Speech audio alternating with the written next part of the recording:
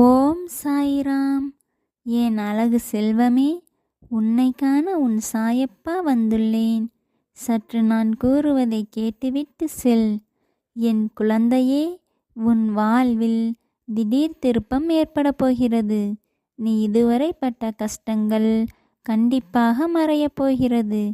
உன் கடன் சுமையெல்லாம் இனிமேல் வரும் காலங்களில் சிறிது சிறிதாக குறையப் போகிறது. உனது உடல் ஆரோக்கியமும் சிறிது சிறிதாக மேம்பட போகிறது.